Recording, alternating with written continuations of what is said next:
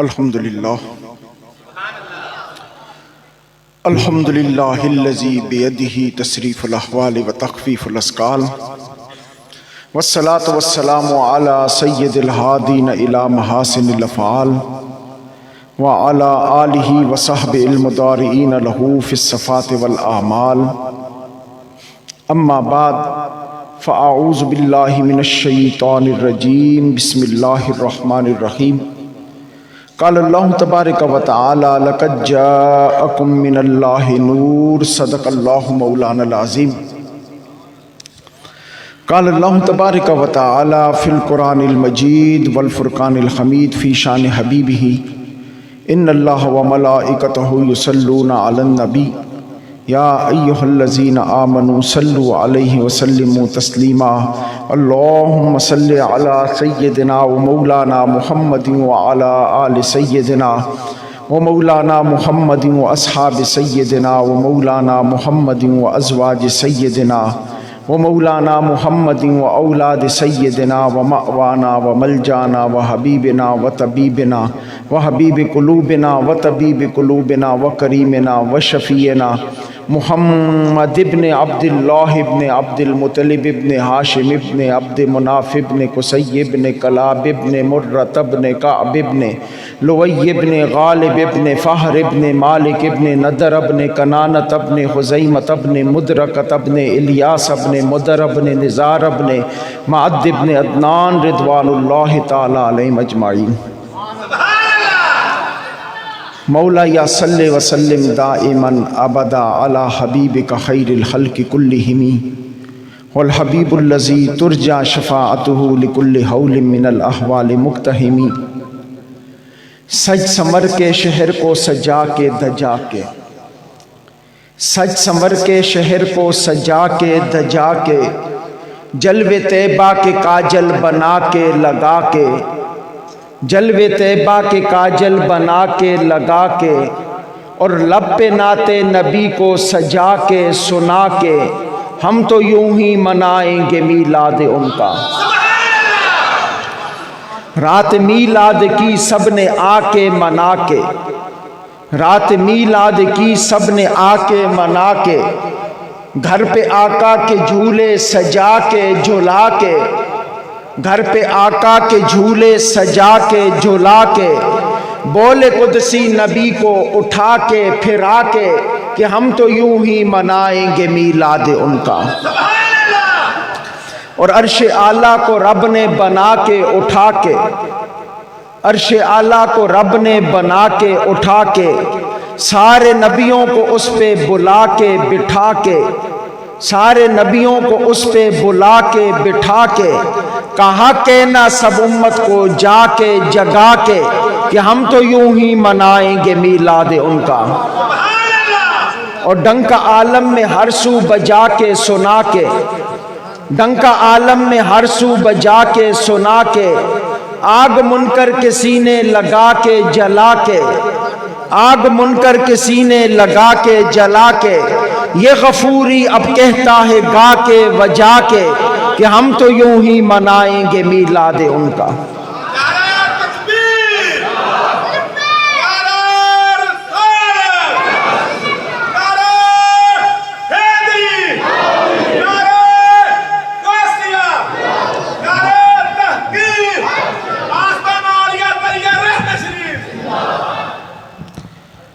حمد و صلاۃ کے بعد قابل صد عزت و احترام سامعین کرام،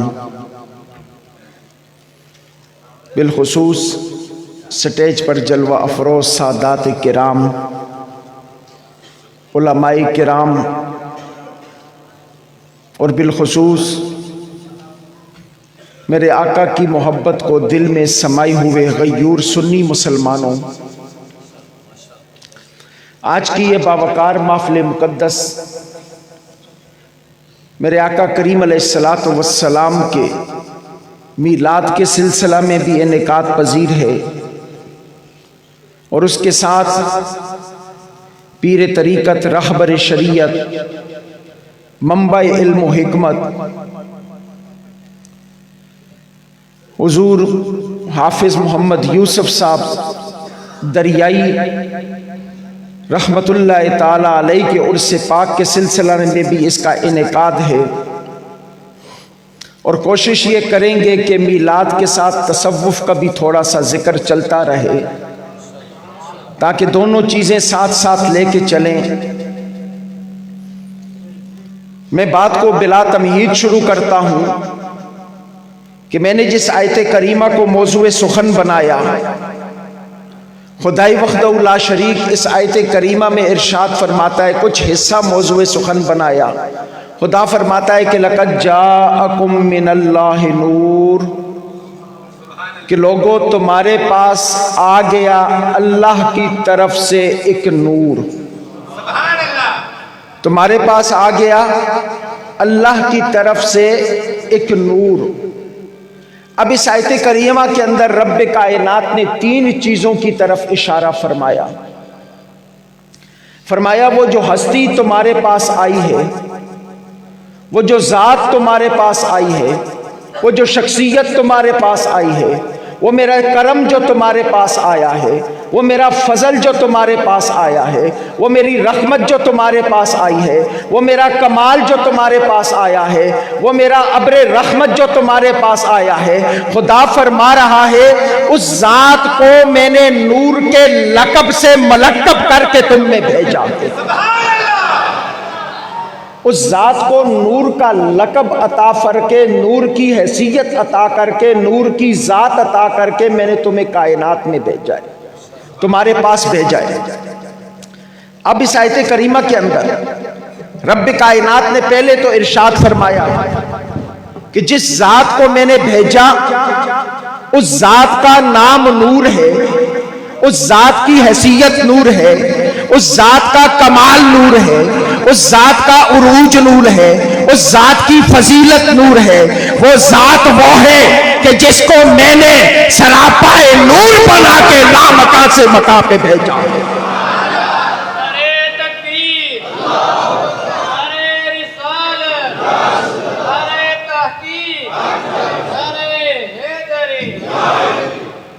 خدا فرما رہا ہے لقد جاءکم من اللہ نور، فرمایا وہ ذات جس کو میں نے بھیجا اس کا نام نور ہے، اور فرمایا بھیجا کہاں سے، کس نے؟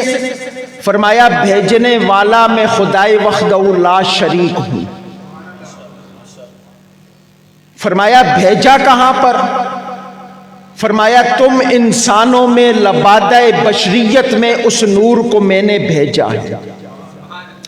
اب ایک بات جو اس آیت سے سمجھ میں آئی کہ خدائے وحدہ لا شریک نے جس نور کو بھیجا ہے اس آیت کریمہ کے اندر، بلکہ پورے قرآن کے اندر خدائے وحدہ لا شریک نے جہاں پہ بھی مصطفیٰ کی آمد کا تذکرہ کیا ہے، خدا نے ہمیشہ یا ارسلناکا کے الفاظ استعمال کیے ہیں یا بعثنا کے الفاظ استعمال کیے ہیں، کہیں پہ بھی خدا نے پیدا ہونے کے الفاظ استعمال نہیں کیے۔ جہاں ذات مصطفیٰ کی باری آئی وہاں خدا نے کہا میں نے بھیجا مصطفیٰ کی ذات کو، تو ایک بات سمجھ میں آئی، مولا جس ذات کو تو نے بھیجا اسے بھیجا وہ کہاں تھی؟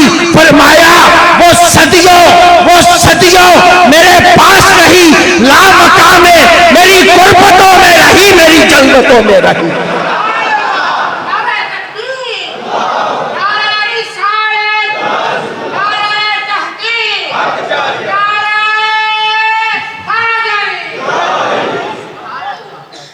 فرمایا وہ صدیوں میری قربتوں میں رہی، میرے پاس رہی۔ اب اس آیت کریمہ سے ہمیں 3 چیزیں سمجھ میں آتی ہیں۔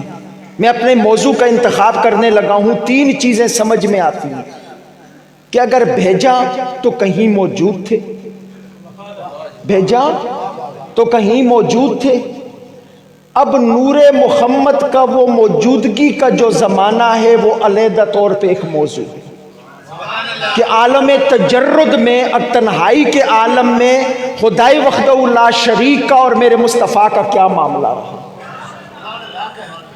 عالم تجرد کے اندر خدا کا اور میرے مصطفیٰ کا کیا معاملہ رہا، ایک حدیث بیان کر کے بات کو موضوع کو آگے بڑھاتا ہوں۔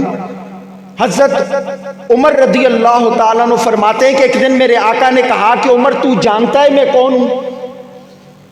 میں نے کہا یا رسول اللہ دیکھا بھی ہے، کلمہ بھی پڑھا ہے، نبی بھی مانا ہے، جانتا بھی ہوں، لیکن آپ بتا دیں کہ آپ کون سی شان بتانا چاہتے ہیں، آپ بتا دیں۔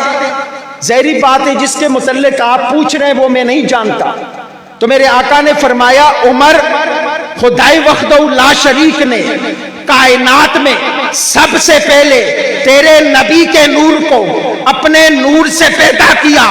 فرمایا عمر، جس وقت خدا نے تیرے نبی کے نور کو پیدا کیا تو فرمایا عمر اس وقت سب سے پہلا کام میں نے یہ کیا، ادھر خدا نے پیدا کیا، ادھر میں نے سجدہ خدا کو کر دیا۔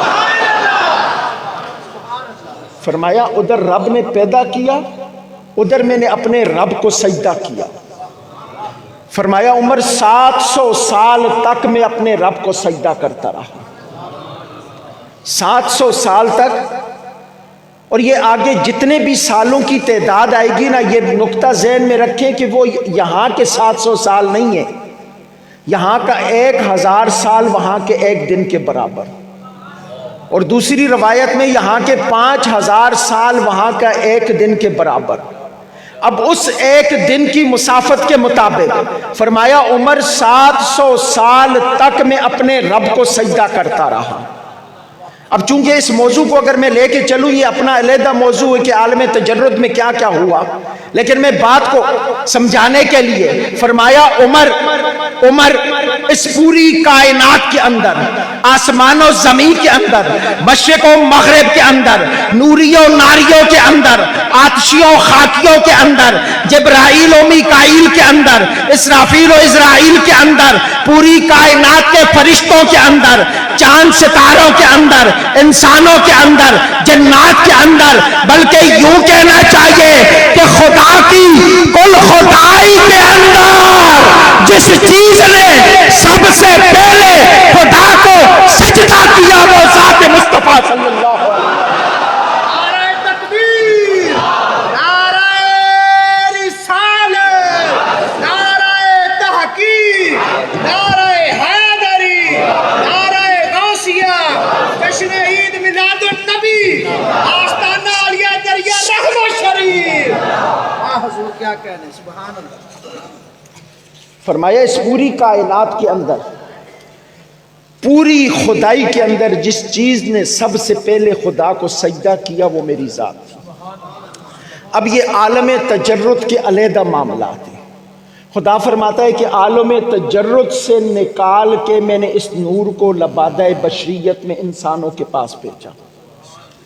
اب ہم ذرا آج گفتگو کریں گے کہ یہ سفر کیسے طے ہوا، عالم تجرد سے لے کے عالم اجسام تک کا جو سفر تھا وہ میرے مصطفیٰ نے کیسے طے کیا۔ عالم تجرد سے لے کے عالم اجسام تک، پھر عالم اجسام سے عالم ولادت کا علیحدہ سفر ہے۔ عالم تجرد سے لے کے عالم اجسام تک میرے مصطفیٰ نے سفر کیسے کیا، صرف اس پہ گفتگو کریں گے اور کوشش کریں گے کہ وقت کے اندر اپنی گفتگو کو سمیٹیں۔ سیدنا جابر رضی اللہ تعالیٰ عنہ نے پوچھا کہ یا رسول اللہ رب نے آپ کو کب پیدا فرمایا؟ فرمایا جابر اللہ نے سب سے پہلے تیرے نبی کے نور کو اپنے نور سے پیدا فرمایا۔ فرمایا اس وقت کائنات میں کسی چیز کا وجود نہیں تھا، نہ لوح تھی، نہ قلم تھی، نہ زمین تھا، نہ آسمان تھا، نہ عرش تھا، نہ فرش تھا، کسی چیز کا وجود نہیں تھا۔ ایک میں تھا، ایک میرا خدا تھا، ایک میں تھا، ایک میرا خدا تھا۔ فرمایا جب تک خدا نے چاہا میں عالم تجرد میں اپنے رب کے ساتھ رہا، اس کے بعد رب نے اس کائنات کو تخلیق کرنا چاہا، اس پوری کائنات کو بنانا چاہا، تو فرمایا رب نے میرے نور کے 4 حصے کیے۔ سرکار فرماتے انا من نور اللہ والخلق کلہم من نوری، کہ میں خدا کے نور سے ہوں، پوری کائنات میرے نور سے۔ سبحان اللہ۔ میں خدا کے نور سے ہوں، پوری کائنات میرے نور سے. فرمایا پھر میرے نور کے 4 حصے کیے. ایک حصے سے قلم کو بنایا، دوسرے حصے سے لوح کو بنایا، تیسرے حصے سے عرش کو بنایا. ایک حصے سے قلم کو بنایا، دوسرے سے لوح کو بنایا، تیسرے سے عرش کو بنایا. اور دوسری روایت میں آتا ہے کہ خدائے وحدہ لا شریک نے لوح اور قلم کے علاوہ ایک حصے سے بہشت کو بنایا، دوسرے حصے سے عالم ارواح کو بنایا. اب ذرا بات سمجھنے کے قابل ہے کہ خدائے وحدہ لا شریک نے سب سے پہلے لوح کو نور مصطفیٰ، قلم کو نور مصطفیٰ سے کیوں پیدا فرمایا؟ سب سے پہلے خدا نے قلم کو نور مصطفیٰ سے کیوں پیدا فرمایا؟ قلم ہے کیا؟ قلم ہے کیا؟ قلم وہ ہے کہ جس سے پوری کائنات کی تقدیر نے لکھنا ہے. جس نے پوری کائنات کی تقدیر کو لکھا ہے اس چیز کا نام قلم ہے. ہم یہاں بیٹھیں گے قلم نے لکھا ہے. ہم یہاں سے اٹھ کے جائیں گے یہ قلم نے لکھا ہے. ہم نے کھانا کھانا ہے یہ قلم نے لکھا ہے. ہم نے کب پانی پینا ہے یہ قلم نے لکھا ہے. ہم نے کب مرنا ہے یہ قلم نے لکھا ہے. ہماری حیات کتنی ہے یہ قلم نے لکھا ہے. ہم نے ہماری سانس کب چلے گی یہ قلم نے لکھا ہے. ہم کل کیا کریں گے یہ قلم نے لکھا ہے. قلم وہ ہے کہ جس نے جب سے یہ کائنات بنی ہے اس وقت سے لے کے جب تک یہ کائنات رہے گی اس وقت تک ہر چیز کی تقدیر کو لکھنے والی چیز کو قلم کہا جاتا ہے. بلکہ یوں کہیے کہ سورج کی چلنے کی رمز قلم نے لکھی، چاند کے نکلنے کی رمز قلم نے لکھی. بلکہ یوں کہیے کہ جبرائیل کے پیدا ہونے کا وقت قلم نے لکھا. بلکہ یوں کہیے کہ آسمان و زمین کے اندر جو کچھ جہاں ہو رہا ہے سب قلم نے لکھا. آسمان و زمین کے اندر جو کچھ ہو رہا ہے وہ قلم نے لکھا. اب اگلی چیز سمجھیے کہ قلم کو خدا نے نور مصطفیٰ سے کیوں پیدا کیا. بلا تشبیہ بات کو ذکر کر رہا ہوں. جز جو ہوتا ہے وہ تابع ہوتا ہے کل کا. جز جو ہوتا ہے وہ تابع ہوتا ہے کل کا. اگر کل سے کٹ جائے اس کی حیثیت نہیں رہتی. کل کے ساتھ موجود رہے تو جز اپنی حیثیت رکھتا ہے، اور جب تک وہ کل کے ساتھ ملا رہے اسے کل کی اتباع کرنا پڑتی. کیسے کہ یہ انگلی میرے جسم کا جز ہے، یہ انگلی تابع ہے میرے جسم کی. آنکھ میرے جسم کا جز ہے، آنکھ تابع ہے میرے جسم کا. اسی طرح ہر وہ چیز جو جز ہوتی ہے وہ کل کے تابع ہوتی ہے. بلا تشبیہ کو بات کو سمجھا رہا ہوں، بات تاکہ سمجھ میں آ جائے. اب ذرا توجہ چاہتا ہوں. خدائے وحدہ لا شریک نے قلم کو نور مصطفیٰ سے کیوں پیدا فرمایا؟ نور مصطفیٰ سے قلم کو اس لیے پیدا کیا کہ اے قلم تو تابع ہو جا میرے مصطفیٰ کی ذات کے. اے قلم تو اتباع کر میرے مصطفیٰ کی ذات کی. اے قلم تو بات مان میرے مصطفیٰ کی ذات کی. مولا تو نے کہہ دیا میں تابع ہو گئی مصطفیٰ کی ذات کے، لیکن میرا کام کیا ہوگا؟ فرمایا ہاں تجھ سے پوری کائنات کی لوح محفوظ کے اوپر تقدیر لکھوانی ہے، لیکن تجھے نبی کے تابع اس لیے کیا تاکہ جب میرا مصطفیٰ تجھے جو حکم دے وہ تو لوح محفوظ پہ لکھ دے. کوئی غلام زندگی مانگنے آئے قلم مصطفیٰ کے حکم پہ لوح محفوظ پہ لکھ دینا ہے. کوئی رزق مانگنے آئے مصطفیٰ کے حکم سے لوح محفوظ پہ لکھ دینا ہے. کوئی حیات مانگنے آئے مصطفیٰ کے حکم سے لوح محفوظ پہ لکھ دینا ہے. اے قلم تجھے مصطفیٰ کا تابع اس لیے کیا کہ جو حکم مصطفیٰ دیتا جائے تو لوح محفوظ پہ لکھتی چلی جائے.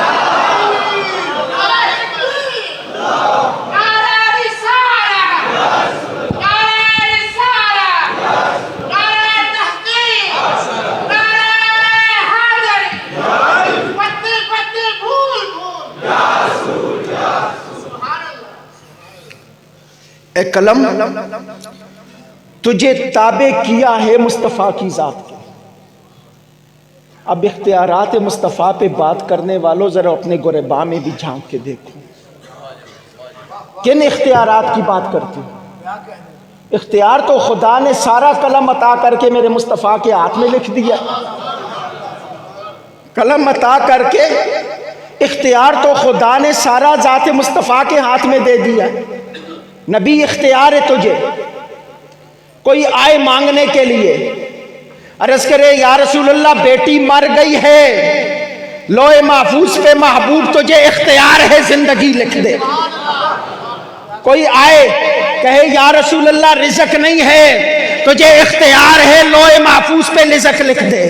فرمایا محبوب تجھے قلم کا مالک اس لیے بنایا ہے، قلم کو تیری اتباع میں اس لیے دیا ہے کہ قیامت تک تیرے غلام آتے رہیں گے، تیرے مانگنے والے آتے رہیں گے، تیرے بعد بھی آتے رہیں گے، تیرے بعد بھی موجود ہوں گے.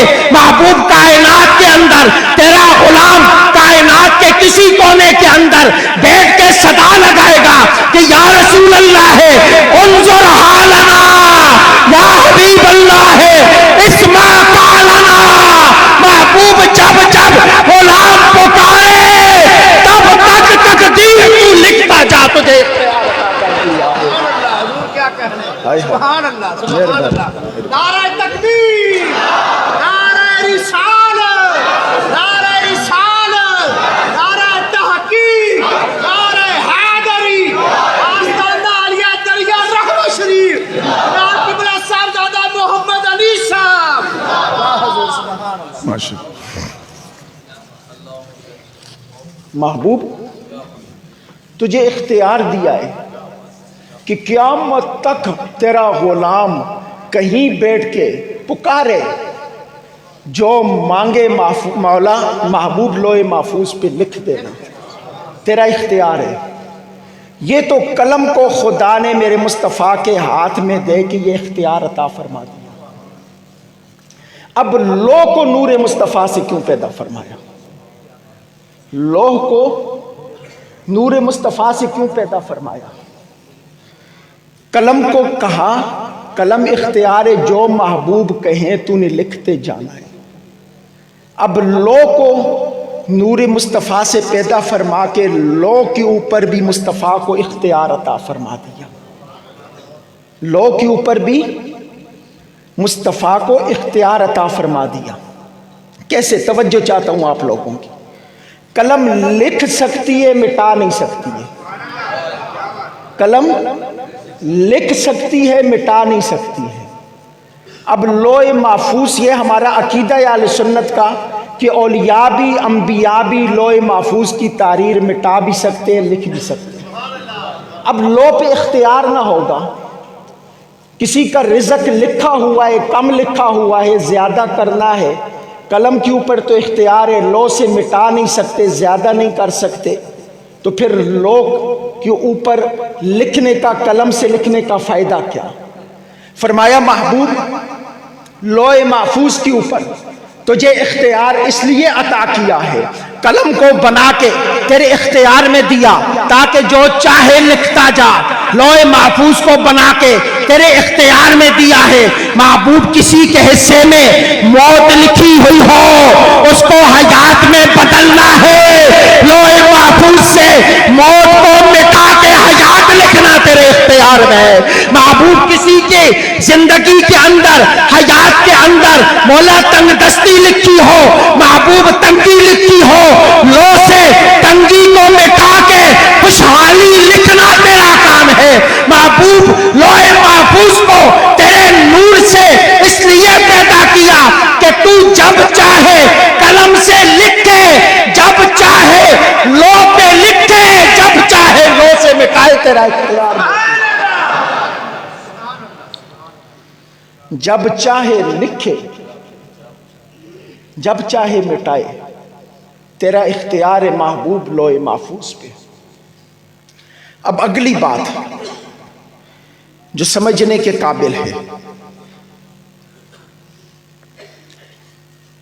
قلم کو لوح محفوظ سے پیدا کیا، میرے آقا کے نور سے پیدا کیا، لوح محفوظ کو میرے آقا کے نور سے پیدا کیا، عرش کو بھی خدا نے میرے آقا کے نور سے پہلے مرحلے کے اندر پیدا کیا۔ پہلے مرحلے کے اندر عرش کو بھی خدا نے نور مصطفیٰ سے پیدا کیا۔ اب عرش کو نور مصطفیٰ سے پیدا کیوں کیا؟ عرش کو نور مصطفیٰ سے پیدا کیوں کیا؟ توجہ طلب بات، قلم کہاں رکھیے؟ عرش پہ۔ قلم کہاں رکھیے؟ عرش پہ۔ لوح محفوظ کہاں رکھیے؟ عرش پہ۔ لوح محفوظ کی لمبائی 700 سال نوری سال کے برابر ہے۔ لوح محفوظ کی لمبائی 700 سال نوری سال کے برابر ہے، چوڑائی 300 سال نوری سال کے برابر ہے۔ اب ذرا قلم بھی لوح محفوظ پہ رکھیے، عرش بھی لوح محفوظ، لوح بھی عرش پہ رکھیے۔ اب ذرا توجہ چاہتا ہوں، قلم اور لوح محفوظ کو خدا نے عرش پہ رکھا ہے۔ اب یہ مسجد قبلہ مفتی صاحب یہاں پہ نماز پڑھاتے ہیں، ان کو اجازت ہے اپنے والد گرامی کی طرف سے، آل محلہ محبت کرتے ہیں، مصلی بھی موجود ہے، جگہ بھی موجود ہے، مسجد کا دروازہ بند ہو، مفتی صاحب مصلی میں کیسے کھڑے ہوں؟ گھر آپ کا رزق وہاں پہ کھانا پڑا ہوا ہے، باہر سے کسی نے تالا لگا دیا، آپ گھر میں کیسے داخل ہوں گے؟ اب خدا نے عرش کو نور مصطفیٰ سے پیدا کر کے مصطفیٰ کو عرش پہ بھی حکومت عطا فرما دی۔ سبحان اللہ۔ عرش کو نور مصطفیٰ سے پیدا کر کے خدا نے عرش پہ بھی میرے مصطفیٰ کو حکومت عطا کر دی۔ ذرا توجہ طلب بات، یہ نقطہ شاید میں نے پہلے بھی یہاں پہ بیان کیا ہے، لیکن سمجھانے کے لیے کہ جبرائیل امین فرماتے ہیں نا، جب خدا نے مجھے عرش پہ بھیجا، کئی ہزار سال کی مسافت کے بعد جب میں عرش پہ پہنچا تو میں خدا کے عرش پہ گھومتا رہا۔ 10,000 سال میں رب کے عرش پہ گھومتا رہا۔ 10,000 سال کے بعد میں نے اپنے رب سے سوال کیا، مولا مجھے ایک بات تو بتا، مجھے ایک بات تو بتا کہ تیرے عرش پہ میں جہاں گیا ہوں، جس محل پہ گیا ہوں، اس محل پہ اس میں محمد لکھا دیکھا ہے، جس محل کے جس چوبارے پہ گیا ہوں وہاں پہ اس میں محمد لکھا دیکھا ہے، جس چوبارے کے جس کنگرے پہ گیا ہوں وہاں پہ اس میں محمد لکھا دیکھا ہے۔ مولا میں نے طوبہ کے پتوں پہ اس میں محمد لکھا دیکھا، فرشتوں کی آنکھوں کے درمیان اس میں محمد لکھا دیکھا۔ مولا مجھے یہ تو بتا، یہ نام ہے کس ذات کا؟ مجھے تو یوں محسوس ہوتا ہے کہ تخلیق تیری ہے، حکومت تو نے ذات محمد کو عطا کر رکھی ہے۔ مولا مجھے محسوس یوں ہوتا ہے کہ تو نے عرش کو بنا کے اس پہ حکومت مصطفیٰ کی ذات کو دے دی ہے۔ مولا مجھے تو یوں محسوس ہوتا ہے کہ تخلیق تیری ہے، تملیک محمد مصطفیٰ کی ہے۔ مولا مجھے تو یوں محسوس ہوتا ہے کہ تو نے عرش کو بنا کے اس پہ سلطنت اس پہ محمد کی قائم کر دی ہے۔ مولا مجھے تو یوں محسوس ہوتا ہے، یہ جبرائیل امین فرما رہے۔ تو خدا نے عرش کو نور مصطفیٰ سے اس لیے پیدا کیا کہ قلم کو بھی عرش پہ رکھ دیا، لوح کو بھی عرش پہ رکھ دیا۔ فرمایا محبوب اب اگر قلم پہ بھی تیری دسترس ہوتی، عرش پہ بھی لوح قلم پہ بھی تیری دسترس ہوتی، لوح پہ بھی تیری دسترس ہوتی، عرش پہ تیری حکومت نہ ہوتی، بار بار کہتا مولا کچھ لکھنا ہے عرش کی چابیاں عطا کر، مولا کچھ لکھنا ہے عرش کی اجازت عطا کر۔ کہا محبوب عرش کو تیری حکومت میں دے دیا ہے، جب چاہے ساری اجازتیں تیری ہے، جب چاہے بغیر پوچھے عرش پہ دسترس کر کے قلم سے لکھ دے، لوح پہ مٹا دے، تیری حکومت کا۔ نعرہ تکبیر، نعرہ رسالت، نعرہ تحقیق، نعرہ حیدری، نعرہ غوثیہ، آستانہ عالیہ دریا رحمت شریف۔ ہائے ہائے، فرمایا محبوب دسترس تیری ہے، حکومت تجھے دے دی ہے، اختیار تجھے دے دیا ہے، جب چاہے لکھ دے، جب چاہے مٹا دے، جب چاہے عرش پہ آ، جب چاہے عرش سے جا، تیرا اختیار ہے۔ چونکہ میں اب اس کے دوسرے نکات پہ بات نہیں کرنا چاہتا، وگرنہ وقت کے دامن میں مجھے تو اب بھی گنجائش بہت کم نظر آ رہی ہے۔ آدھا گھنٹہ ہو گیا ہے، ابھی تو میرا پہلا نقطہ مکمل نہیں ہوا۔ میں اگلے نکات کی طرف نہیں جاتا کہ خدائی وحدہ لا شریک نے بہشت کو نور مصطفیٰ سے کیوں پیدا کیا اور عالم ارواح کو نور مصطفیٰ سے کیوں پیدا کیا۔ یہ ایک روایت کا دوسرا حصہ ہے۔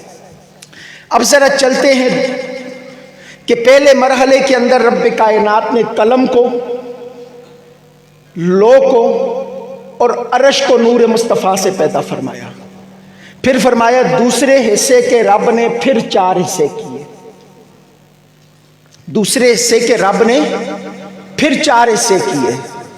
ایک سے خدا نے عقل کو بنایا، ایک سے خدا نے عقل کو بنایا، دوسرے حصے سے عشق کو بنایا، تیسرے حصے سے شرم کو بنایا۔ ایک حصے سے عقل کو بنایا، دوسرے حصے سے عشق کو بنایا، تیسرے حصے سے شرم کو بنایا۔ اب خدائی وحدہ لا شریک نے تخلیق کائنات کے مراحل کے اندر دوسرے مرحلے کے اندر عقل، عشق اور شرم کو نور مصطفیٰ سے پیدا فرمایا۔ عقل، عشق اور شرم کو نور مصطفیٰ سے پیدا فرمایا۔ اب میں ذرا تصوف کا ٹچ دے کے بات کو آگے بڑھاتا ہوں۔ کیوں پیدا کیا؟ یاد رکھیں، ہماری یہ جو حیات ہے، ہم زندہ و جاوید بیٹھے ہیں، یہ 3 چیزوں سے مکمل ہوتی ہے۔ کتنی چیزوں سے؟ 3 چیزوں سے مکمل ہوتی ہے۔ ایک ہماری روح، دوسرا ہمارا بدن۔ جب یہ دونوں ملتے ہیں تو ہماری حیات مکمل ہوتی ہے۔ روح کے بغیر بدن کسی کام کا نہیں ہے، اور بدن کے بغیر روح کسی کام کی نہیں ہے۔ اسی طرح ہے نا کہ روح کے بغیر بدن اور بدن کے بغیر روح، بدن کے بغیر، روح کے بغیر اگر بدن ہو تو اٹھا کے ہم مٹی میں دفن کر آتے ہیں، یہی حیثیت ہے بدن کی۔ اور اگر روح بدن کے بغیر ہو، وہ زمین پہ نہیں رہتی، وہ عالم ارواح میں چلی جاتی۔ دونوں چیزیں ایک دوسرے کے بغیر نامکمل ہیں۔ جب یہ ملتی ہیں ہماری حیات مکمل ہوتی ہے۔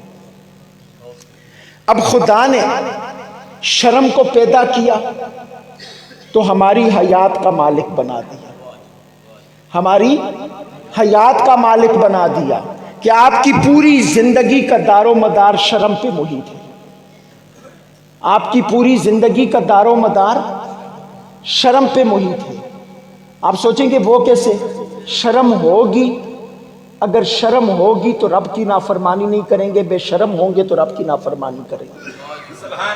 شرم ہوگی، کاروبار میں جھوٹ نہیں بولیں گے، بے شرم ہوں گے تو کاروبار میں جھوٹ بولیں گے۔ یہ شرم جسے ہم کچھ بھی نہیں سمجھتے، یہ حیا جسے ہم کچھ بھی نہیں سمجھتے، یہ حیا اصل ہماری پوری زندگی پہ اس کا عمل دخل ہو رہا ہوتا ہے، ہماری پوری زندگی کا مالک بنا بیٹھا ہوتا ہے، ہماری پوری زندگی کے اعمال کی تسبیح تصریح کر رہا ہوتا ہے۔ یہ حیا ہوتا ہے جو آپ کو کامل انسان بناتا ہے، یہ حیا ہوتی ہے جو آپ کو عبادت گزار بناتی ہے، یہ حیا ہوتی ہے جو آپ کو سچا بناتی ہے، یہ حیا ہوتی ہے جو آپ کو صادق بناتی ہے، یہ شرم ہوتی ہے جو آپ کو اللہ کا ولی بناتی ہے، اور یہ شرم ہوتی ہے جو رات کی تنہائیوں کے اندر آپ کو گناہ کرنے سے روکتی ہے۔ ارے یہ شرم ہوتی ہے جو آپ کی خلوتوں کو پاک کرتی ہے، اور یہ شرم ہوتی ہے جو آپ کی جلوتوں کو پاک کرتی ہے۔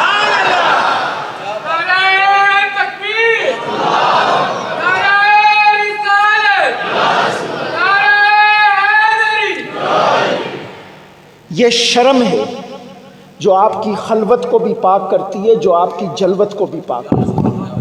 یہی بات ہے نا، بغیر شرم کے خلوت پاک ہو سکتی ہے؟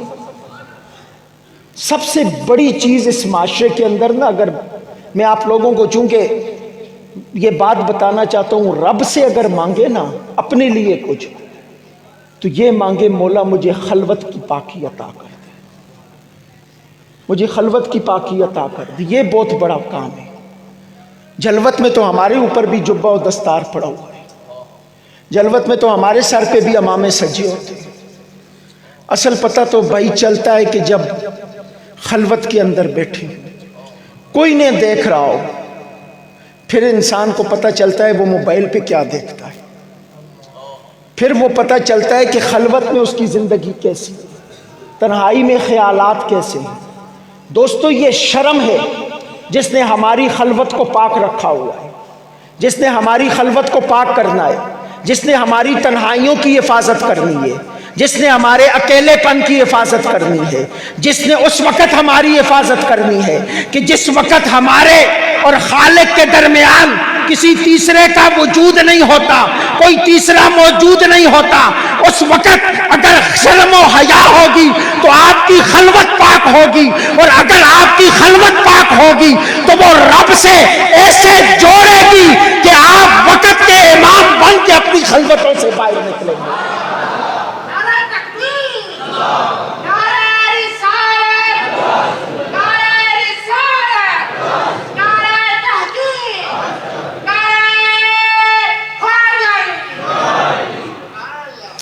اگر آپ کی خلوت پاک ہوگی نا تو پھر آپ وقت کے امام بن کے اپنی خلوت سے باہر نکلیں گے۔ یہ شرم و حیا ہے جس نے ہماری خلوتوں کو پاک کرنا ہے۔ تو خدا نے شرم کو پیدا کر کے زندگی کا مالک بنا دیا، اور عقل کو پیدا کیا، عقل کو پیدا کیا تو عقل کو جسم کا مالک بنا دیا، عقل کو جسم کا مالک بنا دیا کہ ہمارے پورے جسم پہ دسترس ہماری عقل کی چلتی ہے۔ عقل سوچتی ہے تو ہم ہاتھ اٹھاتے ہیں، عقل کام کرتی ہے تو ہم قدم اٹھاتے ہیں، عقل کام کرتی ہے تو ہم کھانا کھاتے ہیں۔ مجنون کو کھانے کی کوئی پرواہ نہیں ہوتی ہے، مجذوب کو کسی چیز سے کوئی معاملہ نہیں ہوتا، مجذوب بس قدم چل رہے ہیں، چلا جا رہا ہے، منزل کا تعین کوئی نہیں ہے۔ عقل ہے تو ہمارے جسم کی مالک ہے۔ اب شرم کو پیدا کر کے حیات کا مالک بنا دیا، عقل کو پیدا کر کے خدائے وحدہ لا شریک نے جسم کا مالک بنا دیا۔ اب ذرا اگلی بات، روح کا کام کیا تھا؟ فرمایا عشق کو پیدا کر کے میں نے روح کا مالک بنا دیا۔ عشق کو پیدا کر کے خدا نے روح کا مالک بنا دیا۔ کیسے؟ سنیں قرآن سے دلیل۔ خدا فرماتا ہے کہ یسألونک عن الروح قل الروح من امر ربی، کہ روح کے بارے میں سوال کرتے ہیں، محبوب فرما دیجئے وہ میرا امر ہے، وہ میرا حکم ہے، امر ہے۔ اور دوسرے مقام پہ خدا فرماتا ہے فَإِذَا سَوَّيْتُهُ وَنَفَخْتُ فِيهِ مِن رُوحِي، کہ میں نے جسم آدم کو جب سیدھا کیا تو اس میں اپنی روح پھونکی، اس میں اپنی روح پھونکی۔ یہ روح کیا تھی جو خدا نے جسم آدم میں ڈالی؟ یہ روح کیا تھی جو خدا نے جسم آدم میں ڈالی؟ اب ذرا توجہ چاہتا ہوں، آل محبت نے اس کی 3 تفسیریں کی ہیں، آل محبت نے اس کی 3 تفسیریں کی ہیں۔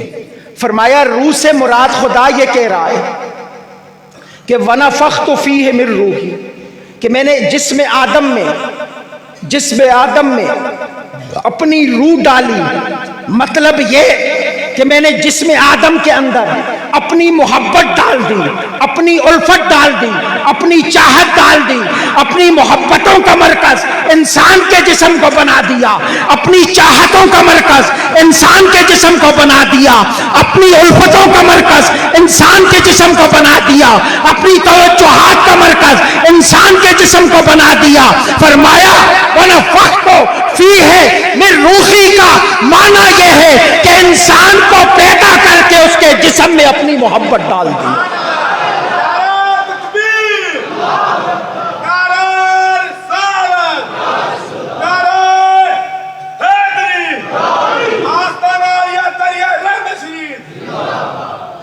انسان کو پیدا کر کے اپنی محبت میں نے انسان کے دل میں ڈال دی۔ اب ذرا توجہ چاہتا ہوں نا، اب کوئی سوال کرے کہ اپنی محبت انسان کے جسم میں ڈالی، کیسے ڈالی؟ تو وہ عالم ارواح کا فیصلہ سن لیں جب ہر روح نے کہا تھا بلا کیوں نہیں خدایا تو ہمارا رب۔ وہ محبت تھی جو انسان کے جسم کی مالک تھی، تب ہر روح نے اعمال سے پاک ہو کے، اعمال سے مبرہ ہو کے صرف خدا کی خدائی کا وعدہ کیا تھا، دعویٰ کیا تھا۔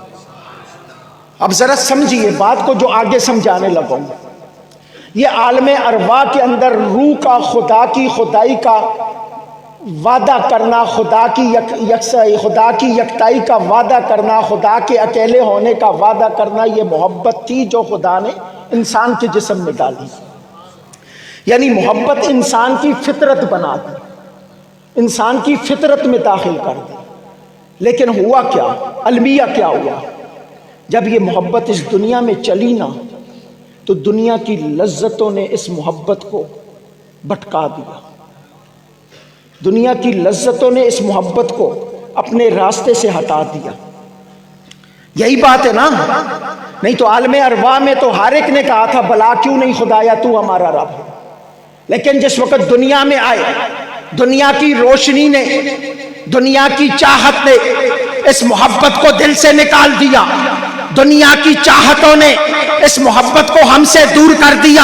ارے وہ محبت جو آفاقی طور پہ انسان کو خدا کے لیے ملی تھی، وہ محبت گلی بازاروں میں رسوا ہونے لگی، وہ محبت بازاروں میں رسوا ہونے لگی، وہ محبت گلی کوچوں میں رسوا ہونے لگی، وہ محبت کتے بلیوں پہ رسوا ہونے لگی، وہ محبت خواہشوں پہ رسوا ہونے لگی، وہ محبت کوٹھوں پہ رسوا ہونے لگی، وہ محبت طوائفوں پہ رسوا ہونے لگی، وہ محبت مال و دولت پہ رسوا ہونے لگی، وہ محبت دنیا کی ہوس میں رسوا ہونے لگی، وہ محبت دنیا کی چاہت میں رسوا ہونے لگی۔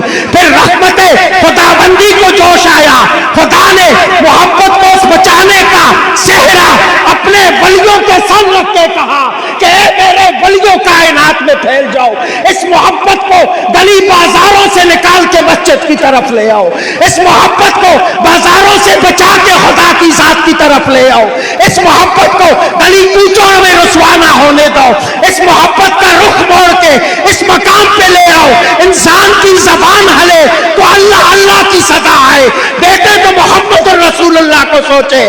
پھر خدا نے ولیوں کو یہ قوت عطا کی کہ وہ دلوں کو محبت دنیا سے خالی کر کے محبت خدا میں بسا دیتے۔ نعرہ تکبیر، نعرہ رسالت، نعرہ رسالت، نعرہ تحقیق، نعرہ حیدری، نعرہ غوثیت۔ ہائے ہائے ہائے، پھر خدا نے حافظ یوسف صاحب جیسے لوگ بھیجے، پھر خدا نے حافظ یوسف صاحب جیسے لوگ بھیجے۔ آج یہ ان کا فیضان نظر آ رہا ہے، ان کے چاروں صاحبزادوں کے اندر ان کا فیضان نظر آتا ہے۔ الحمدللہ بادشاہ ہیں، عالم دین ہیں، سرکار کے دین کو سمجھنے والے ہیں، ان کے شاگردوں کے اندر فیضان نظر آتا ہے، ان کی ذات کے اندر فیضان نظر آتا تھا۔ کیوں؟ کہ خدا نے ذمہ ان لوگوں کا لگایا ہے، ذمہ ان لوگوں کا لگایا ہے کہ یہ محبتیں جو گلی کوچوں میں رسوا ہو رہی ہیں نا،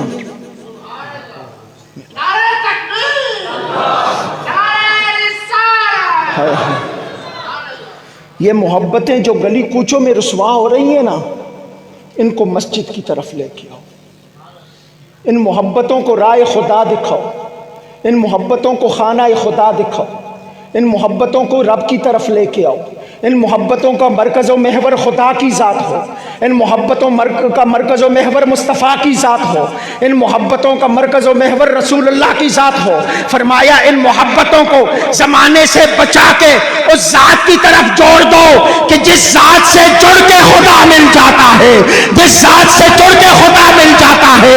فرمایا ان محبتوں کو گنبد خضرا کی طرف لے کے جاؤ، مکین گنبد خضرا کی طرف لے کے جاؤ، تاکہ یہ محبتیں گلی کوچوں سے نکل کے مدینے کی گلیوں کے اندر یا نبی کی صدائیں لگاتی ہوئی نظر آئے۔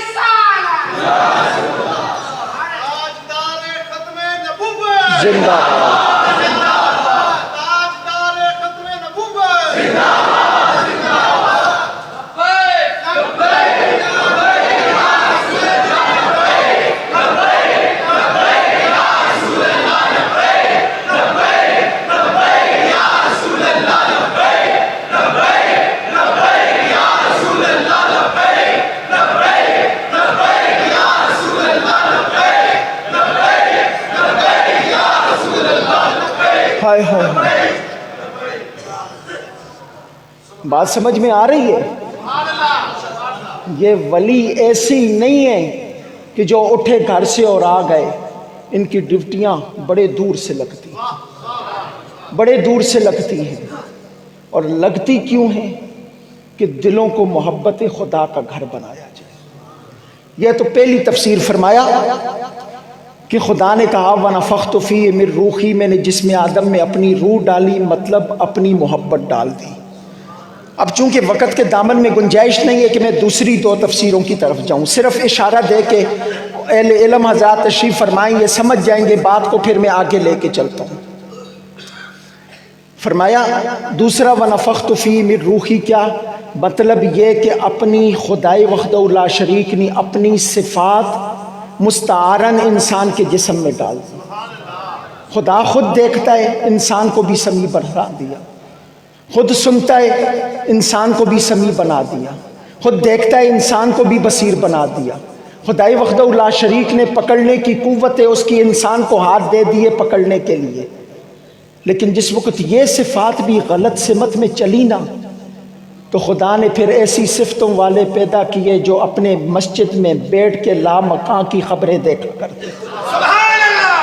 پھر ایسی نگاہوں والے دیکھے، پھر ایسی آواز والے بھیجے کہ جو ممبر پہ بیٹھ کے کہا کرتے تھے یا ساریت الی الجبل، ہزاروں میل دور حضرت ساریہ آواز سن لیا کرتے.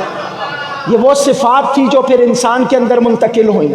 پھر ان کی ڈیوٹی لگی کہ جاؤ، یہ جو انسان کی صفتیں بازاروں کے اندر بہک رہی ہیں، آنکھیں دی ہیں تو اس آنکھ میں تصور گنبد خضرا سمایا جائے، کان دیے ہیں تو یہ کان نعت کی آواز سے بلند ہو، زبان دی ہے تو زبان پہ درود و سلام جاری ہونا چاہیے، قدم دیے ہیں چلنے کی قوت دی ہے تو یہ قدم چل کے سوئے یار جانے چاہیے، ہاتھ دیے ہیں تو ان سے قرآن پکڑنا چاہیے، جسم دیا ہے تو رب کی عبادت کے لیے جھکنا چاہیے.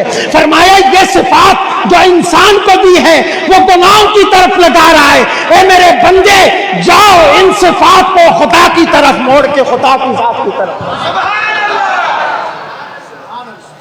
یہ صفات پھر خدائی وحدہ لا شریک نے جو انسان کو عطا کیے نا، اپنے بندے بھیجے، اور پھر جس وقت یہ صفات رب کی طرف چلنا شروع ہو جاتی ہیں، دیکھنے خدا کی رضا کے لیے.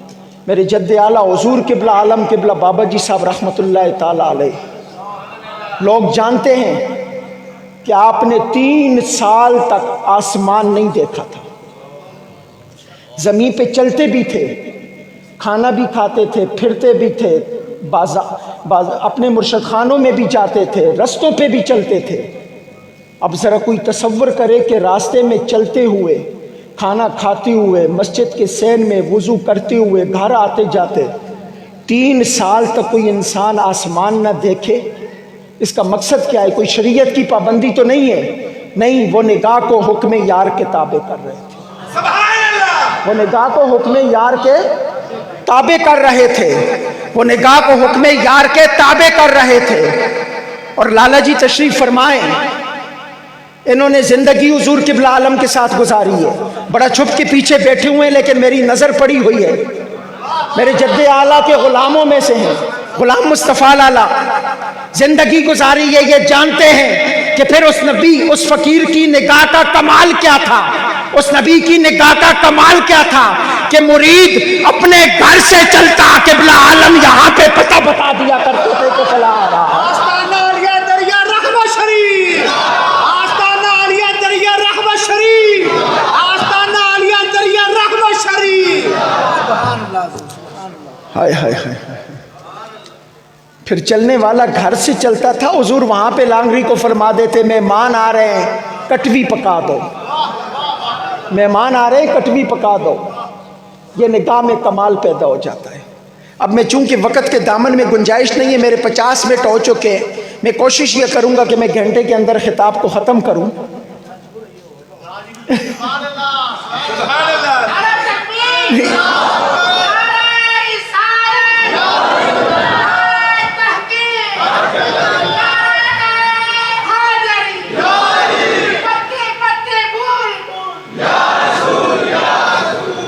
یہ الحمدللہ قبلہ مفتی صاحب کی محبت ہے، وگرنہ فزیکلی ایسا ممکن نہیں ہے کہ مفتی صاحب تو جانتے ہیں میرے ساتھ فیس بک پہ ہیں، کہ کتنا ٹف شیڈول ہے، دن دے 2 3 پروگرام ہیں اور مسلسل ایسی سپیچ کرنی پڑتی ہے۔ یہ تو رب نے اپنے محبوب کے دین کے لیے ہمت دی ہوئی ہے، وگرنہ بحیثیت انسان یہ ممکن نہیں ہے۔ نہ گلہ سفر بھی مسلسل ہے کہ گھر سے چلا ہوں اس وقت تک میری گاڑی کے میٹر کے مطابق میں 2500 کلومیٹر کا سفر کر چکا ہوں۔ 2500 کلومیٹر کا سفر میں اپنی گاڑی کے میٹر کے مطابق میں کر چکا ہوں، چونکہ گھر سے نکلتے وقت مبلیل کی نیت سے میں نے اسے 0 کیا تھا، تو مجھے پتہ ہے فزیکلی ممکن نہیں ہے، لیکن چونکہ آپ لوگوں کی محبت ہے تو میں کچھ چیزیں بیان کر کے بات کو آگے۔ تو پھر یہ پوری کائنات خدا نے نور مصطفیٰ سے بنائی اور پوری کائنات پہ خدا نے ذات مصطفیٰ کو اختیار دے دیا۔ اب اس مرحلے سے آگے چلتے ہیں۔ عالم ارواح کو نور مصطفیٰ سے پیدا کیا، انبیاء کی ارواح کو نور مصطفیٰ سے پیدا کیا، فرشتوں کو نور مصطفیٰ سے پیدا کیا۔ یہ انشاءاللہ اگلے سال آئیں گے نا تو آپ کو عالم تجرد سنائیں گے،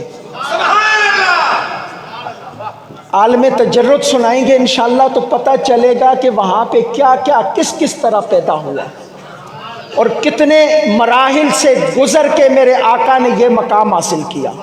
نور مصطفیٰ کتنے مراحل سے گزرا، کتنے دریا عبور کیے، کتنے پردے عبور کیے، کتنے حجاب عبور کیے۔ یہ ایک علیحدہ موضوع ہے، بڑا پیارا موضوع ہے، ایمان تازہ ہو جاتا ہے۔ تو خیر یہ سلسلہ اسی طرح چلتا رہا۔ حضرت امام زین العابدین فرماتے ہیں، آپ فرماتے ہیں کہ رب کائنات نے اس عالم کی تخلیق سے 50,000 سال پہلے، کب؟ اس زمانے کی جہان کی تخلیق سے 50,000 سال پہلے، جس وقت اس کا تخت جو تھا وہ عالم افلاک میں اس طرح تھا کہ اس کے نیچے صرف پانی تھا۔ یہ بات سمجھنے کے قابل امام زین العابدین روایت کرتے ہیں کہ تخلیق کائنات سے 50,000 سال پہلے جب عالم افلاک کے اندر اس کا تخت اس حال میں موجود تھا کہ نیچے صرف پانی تھا، کسی اور چیز کا وجود نہیں تھا، تو خدائے وحدہ لا شریک نے کائنات کے اندر عالم ارواح کے اندر لوح محفوظ پہ لکھ دیا تھا کہ ان محمدن صلی اللہ علیہ وآلہ وسلم خاتم النبیین۔ ارے مصطفیٰ کی ختم نبوت پہ زبان درازی کرنے والے سن، تجھے کیا پتا کہ مصطفیٰ کی ختم نبوت کیا ہے، مصطفیٰ کی ختم نبوت کا مقام کیا ہے؟ ارے تو آج کی کتابوں میں مصطفیٰ کی ختم نبوت پہ پہنچتا ہے، خدا نے تو کائنات کی تخلیق سے 50,000 سال پہلے ختم نبوت پہ مور لگاتے ہوئے کہا تھا کہ ان محمدن صلی اللہ علیہ وآلہ وسلم خاتم النبیین، کہ بے شک محمد عربی ختم نبوت کے دروازے کو تاجدار ختم نبوت، تاجدار ختم نبوت، تاجدار ختم نبوت۔ لبیک لبیک لبیک یا رسول اللہ، لبیک لبیک لبیک یا رسول اللہ، لبیک لبیک لبیک یا رسول اللہ، نعرہ رسالت۔ یہ تو 50,000 سال پہلے ختم نبوت کا فیصلہ ہو گیا تھا کہ ان محمدن صلی اللہ علیہ وآلہ وسلم خاتم النبیین۔ اور تم آج بھونکتے ہو یہ کتابیں اٹھا کے بتا کے کہ او جی نہیں جی نہیں جی نہیں جی۔ ارے یہ ہاں جی ہاں جی ہاں جی کا فیصلہ اور یہ قیامت تک کسی طرح رہے گا، یہ قیامت تک کسی طرح رہے گا۔ اور آپ کو ایک بڑی پیاری ابھی دلیل میرے دماغ میں آئی ہے، سائنسی روح کے حوالے سے بھی نور مصطفیٰ کی تخلیق کے اوپر جو سائنس کی دلیل ہے نا، اس کو بھی آپ لوگوں کی گوش گزار کر کے بات کو آگے بڑھا۔ اس پوری کائنات کے اندر 1 ارب 75 کروڑ کہکشائیں، کتنی؟ 1 ارب 75 کروڑ کہکشائیں ہیں. اب 1,75,00,00,000 کہکشائیں خود سوچئے کتنی ہوں گی، اور ان 1,75,00,000,000 کہکشاؤں میں سے ہر کہکشاں کے 2 ارب ستارے ہیں. ہر کہکشاں کے 2 ارب ستارے ہیں. اب ذرا توجہ چاہتا ہوں، بات کو سنیے. 1,75,00,000,000 کہکشاؤں کے اندر جس کے 2 ارب ستارے ایک کہکشاں کے ہیں، اس پورے نظام فلکی کی وسعت کا اندازہ لگائیے. اس پورے نظام فلکی کے اندر صرف ایک کہکشاں ہے جہاں پہ لائٹ ٹریول کرتی ہے، اور وہ ہماری کہکشاں ہے. ایک کہکشاں ہے جس میں لائٹ ٹریول کرتی ہے، سفر کرتی ہے، جسے ملکی وے کہکشاں کہا جاتا ہے، وہ ہماری کہکشاں ہے. بات سمجھ میں آ رہی ہے؟ کچھ لوگوں کے لیے شاید مشکل ہو، لیکن اس پوری کہکشاؤں کے اندر صرف ایک کہکشاں ہے ہماری جہاں پہ روشنی سفر کرتی ہے، وگرنہ دوسری کسی کہکشاں میں روشنی سفر نہیں کر سکتی. ہماری اس پوری کہکشاں کو ملکی وے کہکشاں کہا جاتا ہے، وگرنہ دوسری جتنی بھی کہکشائیں وہاں پہ آپ لائٹ لگائیں، لائٹ آگے نہیں جائے گی، اسی جگہ پہ رک جائے گی. وہاں پہ ایسی شعاعیں موجود نہیں ہیں جو لائٹ کو ٹریول کرا سکیں، سفر کرا سکیں. اور میرے آقا جس وقت یہاں سے کائنات سے معراج کی رات گئے نا، تو راستے میں بہت بڑے بڑے بلیک ہول آتے ہیں کہ جو کسی بھی چیز کو آسمان کی طرف نہیں جانے دیتے. ان بلیک ہول میں کوئی بھی چیز، یہ کائنات کی تخلیق کے جو مضامین ہیں نا، انہیں پڑھ کے دیکھیں کہ تخلیق کائنات کے وقت جہاں پہ دھماکہ ہوا، سائنس یہ کہتی ہے دھماکہ ہوا، اس دھماکے کی کیفیت یہ ہوئی کہ جس جگہ پہ جو چیز ٹوٹ گئی وہ جگہ خالی ہو گئی، وہاں پہ ہول بن گیا جسے بلیک ہول کہتے ہیں، کالا گڑا کہتے ہیں. زمین سے کوئی چیز آسمان کی طرف جائے، وہ گڑا اپنی سمت کھینچ لیتا ہے. مصطفیٰ کی نورانیت کے کمال پہ دلیل یہ ہے کہ جس وقت میرے مصطفیٰ کریم علیہ السلام اس زمین سے لامکان کی طرف جاتے ہیں تو کروڑوں بلیک ہول میرے مصطفیٰ کے راستے میں آتے ہیں. لیکن میرے مصطفیٰ کی نورانیت کا کمال یہ ہے کہ ان سب اندھیروں سے گزر کے نور مصطفیٰ نور ازلی کے پاس چلا جاتا. اور پوری کائنات کے اندر خدا نے صرف روشنی اس کہکشاں کو دی ہے جسے ملکی وے کہکشاں کہا جاتا ہے. ارے کیوں دی ہے؟ اس وجہ سے دی ہے کہ یہاں پہ نور والے نے آنا تھا، یہاں پہ مصطفیٰ کی ذات نے آنا تھا، یہاں پہ محمد عربی نے آنا تھا. اور مزے کی بات یہ ہے کہ خدا کی قسم کسی کہکشاں کو نور مصطفیٰ سے خیرات نہ دی، صرف اس کہکشاں کو دے کے کہا کہ اے کہکشاں، یہ تیرا اعزاز ہے کہ اس پہ زمین ہے، زمین پہ مصطفیٰ ہو.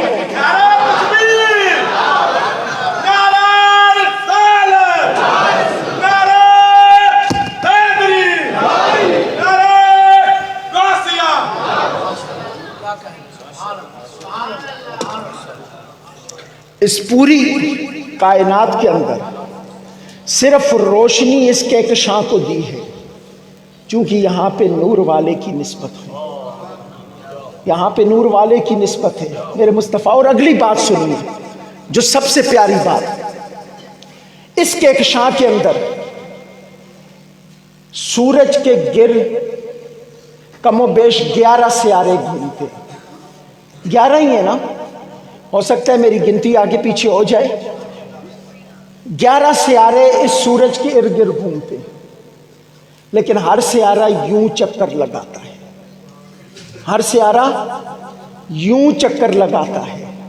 ان 11 سیاروں میں سے صرف ایک زمین ہے، صرف ایک زمین ہے جو یوں بھی چکر لگاتی ہے اور یوں بھی چکر لگاتی ہے، جو اس طرح بھی گھومتی ہے اور اس طرح بھی گھومتی ہے.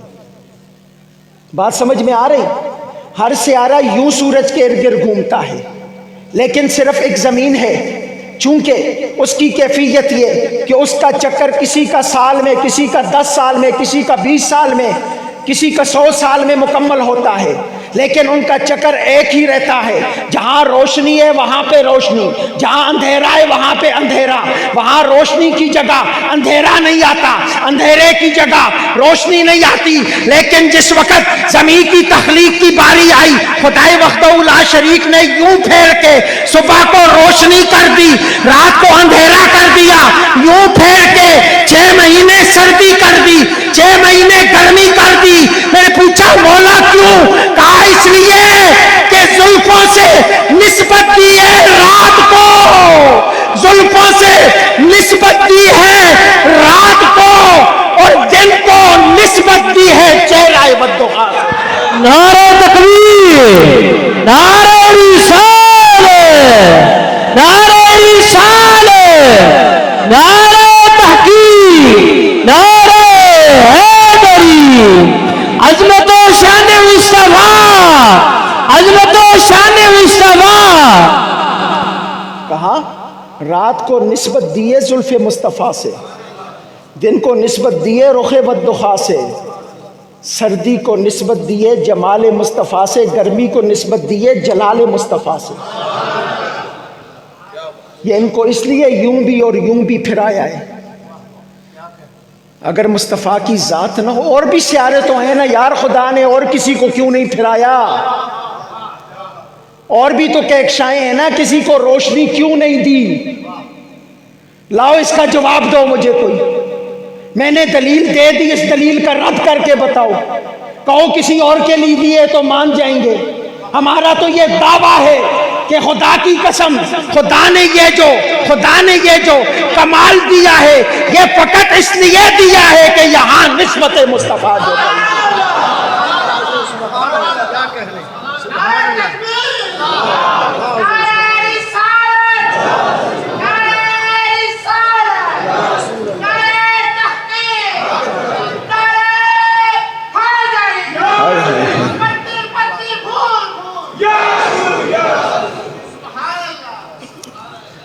لاؤ نا یار کوئی اور دلیل لا کے تو دکھاؤ۔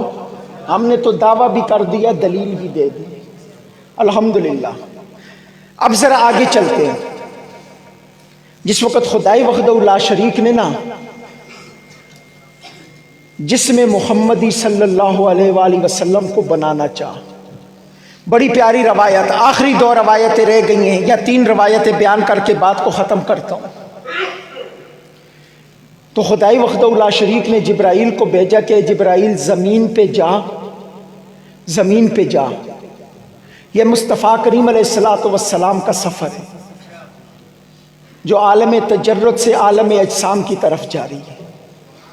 خدائے وحدہ لا شریک نے فرمایا جبرائیل زمین پہ جا، اور زمین کے اوپر سب سے جو پیاری مٹی ہے نا وہ اٹھا کے لے آ۔ زمین کے اوپر جو سب سے پیاری مٹی ہے وہ اٹھا کے لے آ۔ اب جبرائیل زمین پہ آتے ہیں، روضہ اطہر کی جگہ سے ایک مٹھی سفید مٹی کی اٹھا کے بارگاہ مصطفیٰ میں لے جاتے ہیں۔ اب جو بات میں سمجھانے لگا ہوں نا، ایمان تازہ ہو جائے گا، ایمان تازہ ہو جائے گا۔ یہ روضہ اطہر کی جگہ کی مٹی کیوں خدا نے اٹھوائی، کیوں جبرائیل نے اٹھائی؟ بات سمجھنے کے قابل ہے۔ یہ روضہ اطہر کے جگہ والی مٹی کیوں میرے مصطفیٰ کے لیے جبرائیل اٹھا کے گئے؟ اب ذرا توجہ چاہتا ہوں، میں دلیل کس پہ دے رہا ہوں کہ میرے مصطفیٰ نور ہیں؟ اسی پہ دے رہا ہوں نا ابھی تک کہ میرے مصطفیٰ نور ہیں، نورانیت مصطفیٰ پہ دلیل دے رہا ہوں۔ اب ذرا جبرائیل کا بھی عمل سنیے۔ جنت کس کی ہے؟ جنت کی زمین مٹی کی ہے یا نور کی ہے؟ نور کی۔ جنت کی زمین کس کی ہے؟ نور کی ہے۔ اور سرکار کیا فرماتے ہیں؟ ما بین منبری و بیتی روضۃ من ریاض الجنہ، میرے منبر اور میرے گھر کے درمیان جگہ جنت کے باغوں میں سے ایک باغ ہے۔ ارے مزار کہاں ہے؟ میرے مصطفیٰ کے در انور کے اندر، گھر انور کے اندر تو سرکار کیا کہتے ہیں؟ یہاں سے لے کے یہاں تک کی مٹی زمین کی، یہاں تک کی زمین مٹی کی نہیں، نور کی ہے۔ اور جبرائیل مصطفیٰ کی جو تربے جو خاک انور لے کے گئے وہ مٹی نہیں تھے، نور سے اٹھا کے نور کی طرف لے کے گئے۔ بات سمجھ میں آ رہی ہے؟ سرکار نے فرمایا ہے نا، ما بین منبری و بیتی روضۃ من ریاض الجنہ۔ تو کیا آپ نے مثال کے طور پہ کہا ہے یا یہ محکم بات ہے؟ مثال تو نہیں ہے نا، محکم بات ہے نا۔ جب محکم بات ہے تو ماننا پڑے گا کہ جنت نور کی ہے، یہ جگہ بھی نور کی۔ تو خدا نے جس جگہ سے خمیر مصطفیٰ اٹھایا وہ مٹی بھی نور کی تھی، وہ مٹی بھی نور کی تھی۔ اسی نور سے نور مصطفیٰ کا جسم اطہر بنا۔ اب ذرا جبرائیل امین لے کے گئے، تسنیم کے پانی سے گوندا، جنت کے پانی سے دھویا، اور نور نبوت اس میں رکھا، اور میرے آقا کریم علیہ الصلوۃ والسلام کا جسم مبارک تیار ہو گیا، میرے آقا کا جسم اطہر تیار ہو گیا۔ اور قبلہ مفتی صاحب، میں نے روایات میں یہاں تک پڑھا ہے اس وقت تک جناب آدم کا پتلا تیار نہیں ہوا تھا۔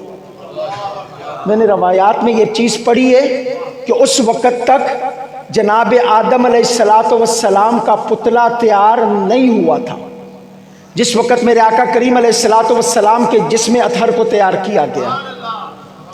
اب ذرا توجہ چاہتا ہوں، نور نبوت کو اس میں رکھا، نور نبوت کو اس میں رکھ کے خدائی وحدہ لا شریک نے فرشتوں سے کہا کہ اے فرشتوں، اس نور نبوت کے بھرے ہوئے میرے مصطفیٰ کے جسم اطہر کو لے کے جا کے پوری کائنات کی سیر کراؤ، جبرائیل کے پاس لے کے جاؤ، میکائیل کے پاس لے کے جاؤ، اسرافیل کے پاس لے کے جاؤ، جنت و دوزخ کے پاس لے کے جاؤ، آسمان و زمین کے پاس لے کے جاؤ، مشرق و مغرب کے پاس لے کے جاؤ۔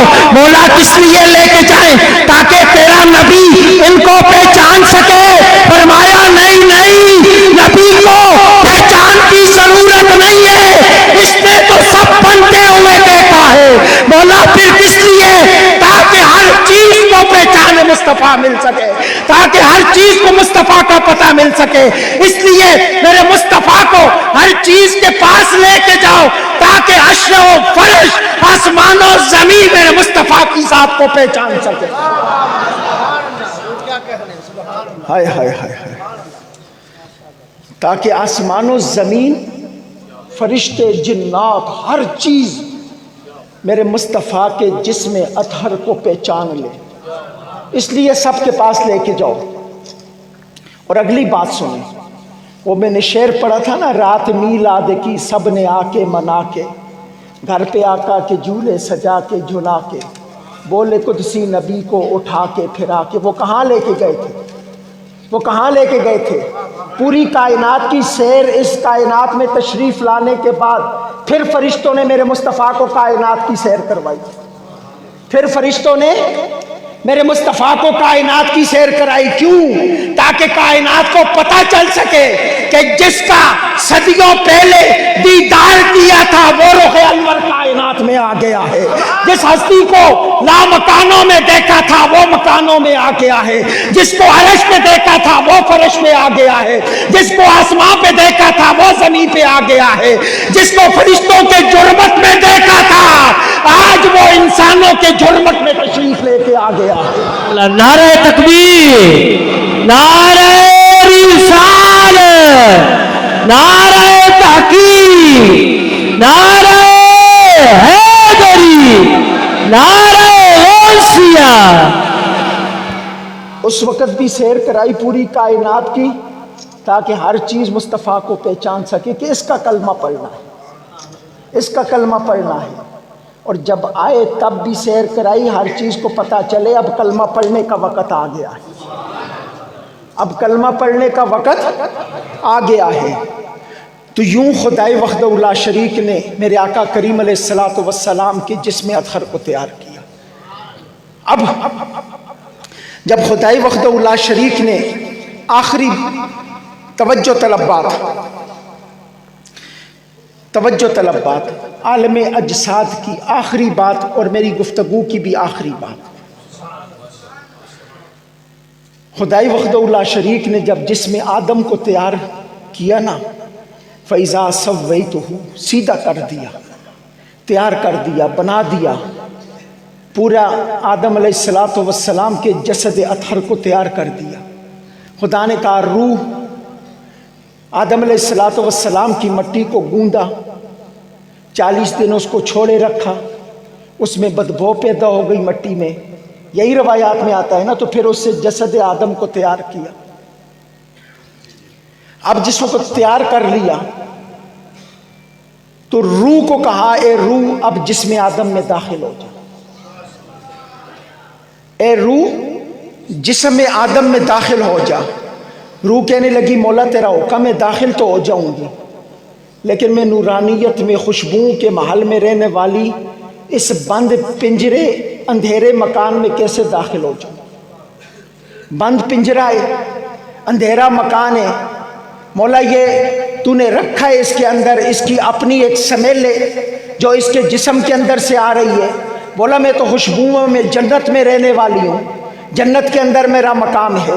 مولا میں تو نوروں میں رہنے والی ہوں، جنتوں کے نوروں میں رہنے والی ہوں۔ مولا میں اس بند پنجرے کے اندر آزاد فضاؤں میں گھومنے والی ہوں، اس بند پنجرے کے اندر اس جگہ پہ کیسے آرام کروں؟ تو رب نے کہا فرشتوں جاؤ وہ نور لاؤ اور لا کے جسم آدم کے اندر داخل کر دو۔ فرشتے جاتے ہیں، ایک نور لاتے ہیں، لا کے جسم آدم کے اندر داخل کرتے ہیں تو جسم آدم معطر ہو جاتا ہے، منور ہو جاتا ہے، سج جاتا ہے، سنور جاتا ہے، خوشبودار ہو جاتا ہے، منور ہو جاتا ہے۔ فرشتے پوچھتے ہیں مولا یہ نور کیا ہے؟ فرمایا یہ نور میرے مصطفیٰ کی ذات کا نور ہے، یہ نور محمد عربی کا نور ہے، یہ نور ذات مصطفیٰ کا نور ہے، یہ نور محبوب کا نور ہے، یہ نور کملی والے کا نور ہے، یہ نور لجپال کا نور ہے۔ ارے ادھر نور مصطفیٰ جسم آدم میں جاتا ہے، ادھر روح بھاگ کے جسم آدم میں چلتا ہے۔ ہائے ہائے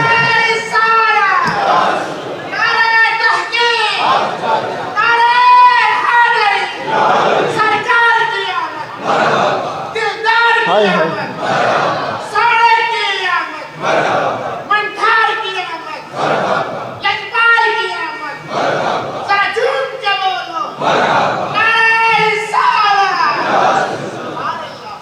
یہ قبلہ مفتی صاحب کی محبتیں کہ 1 گھنٹہ 10 منٹ ہو گئے، نہیں تو میں تقریباً 50 منٹ پہ 55 منٹ پہ گفتگو ہم جگہ پہ ختم کر دیتا ہوں۔ اب ذرا توجہ چاہتا ہوں، آخری بات، جس وقت وہ نور عالم ارواح سے، جنت سے، لامکاں سے، جہاں پہ خدا نے رکھا ہوا تھا وہ جانتا ہے مصطفیٰ جان، وہاں سے منگوا کے نا جسم آدم میں داخل کیا گیا، تو اب روح بھاگ کے جسم آدم میں داخل ہو گئی۔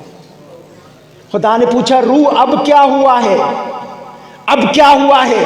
اب تو اجازت بھی نہیں لی، بھاگ کے جسم آدم میں داخل ہو گئی۔ وجہ کیا ہے؟ کہا مولا اب یہ آدم نہ رہا، یہ نور محمد کا مرکز بن گیا ہے۔ مولا یہ جسم نہ رہا، یہ تیرے مصطفیٰ کا گھر بن گیا ہے، تیرے مصطفیٰ کا بدن بن گیا ہے، تیرے مصطفیٰ کا مکان بن گیا ہے، تیرے مصطفیٰ کی جگہ بن گئی ہے، تیرے مصطفیٰ کا مسکن بن گیا ہے۔ اور مولا جہاں پہ تیرے محمد کا مسکن ہو وہاں پہ میں نہ جاؤں، جہاں پہ تیرے نبی کا مسکن ہو وہاں پہ میں نہ جاؤں۔ ارے روح نے اس جسم کا ساتھ تب دیا جب اس جسم پہ نور محمد کی نظر پڑی۔ ہائے ہائے، روح نے تب ساتھ دیا جب اس جسد خاکی کے اوپر نگاہ نور محمد پڑی نا، تو روح کہنے لگی مولا اب تو جاؤں گی، تیرے محبوب کا گھر بن گیا ہے، تیرے محبوب کا مسکن بن گیا ہے، تیرے محبوب کا ٹھکانہ بن گیا ہے۔ یوں یہ نور عالم تنہائی سے عالم اجساد تک پہنچا۔ ابھی بھی میں نے سفر تو بڑا مختصر کروایا ہے، بڑا مختصر، وگرنہ جہاں جہاں سے یہ نور گزرا نا، خدا کی قسم میرے کریم سے گر قطرہ کسی نے مانگا، دریا بہا دیے ہیں، دربے بہا دیے ہیں۔ کریم کرم ہی کرتے آئیں، کرم ہی کرتے آئیں۔ لوگوں، آخری پیغام دے کے خدا را اپنی زندگیوں کو ضائع نہ کرو۔ یہ زندگی صرف خدا نے دی اس لیے کہ نسبت مصطفیٰ کی ذات سے جوڑ لیں، وگرنہ خدا کو آپ کی ضرورت کیا تھی؟ خدا کو ہماری ضرورت کیا تھی؟ ہم کس حیثیت کے مالک ہیں، کس اوقات کے مالک ہیں کہ رب نے اتنا بڑا نظام بسایا ہے؟ یقین کریں کہ اس نظام کا انتہا جو ہوگی نا، وہ پہچان مصطفیٰ پہ ہوگی۔ اس پورے نظام فلکی کو لپیٹ کے، عرش کو، فرش کو، آسمانوں کو، چاند ستاروں کو لپیٹ کے، پوری مخلوق کو ایک جگہ پہ جمع کر کے نا، ایک جگہ پہ جمع کر کے پھر کہا جائے گا محبوب بتا اب ان کے ساتھ کیا سلوک کیا جائے، اب ان کے ساتھ کیا سلوک کیا جائے۔ یاد رکھیں ہماری حیثیت اتنی ہی ہے، ہماری اوقات اتنی ہی ہے، اگر ذات مصطفیٰ کے ساتھ ہیں تو ہم ہیں، اگر ذات مصطفیٰ کے ساتھ ہیں تو ہم ہیں، اگر ذات مصطفیٰ سے کٹ گئے تو ہم کچھ بھی نہیں ہیں، اگر ذات مصطفیٰ سے کٹ گئے تو ہم کچھ بھی نہیں ہیں۔ دوستو، خدا کی قسم یہ بڑا درد مندانہ پیغام ہے۔ اگر رسول اللہ کی ذات کے ساتھ ہیں تو ہم ہیں۔ کائنات میں آج تک جس کو جو بھی ملا ہے نا، جتنا عروج ملا ہے، کوئی اگر بادشاہ ہو، برکت میں بڑے بڑے بادشاہ گزرے، لیکن سلطان صلاح الدین ایوبی کو آج بھی یاد کیا جاتا ہے، کس لیے؟ کہ بہت بڑا بادشاہ تھا، نہیں محمد عربی کا غلام تھا۔ سلطان محمود غزنوی کو آج بھی یاد کیا جاتا ہے، بہت بڑا بادشاہ تھا، نہیں محمد عربی کا غلام تھا۔ اور داتا علی اجبیری کو آج بھی یاد کیا جاتا ہے، کیا جاگیردار تھے، بادشاہ تھے؟ نہیں محمد عربی کے غلام تھے۔ دوستو، جو بھی رسول اللہ کی ذات سے جڑ جاتا ہے، صدیاں گزر جاتی ہیں، اس کی قبر سلامت رہتی ہے۔ اس لیے اپنے آپ کو صرف جوڑو تو محمد عربی کی ذات سے جوڑو، اس کے علاوہ کائنات میں کچھ بھی نہیں رکھا، کچھ بھی نہیں رکھا، کچھ بھی نہیں رکھا۔ وما علینا الا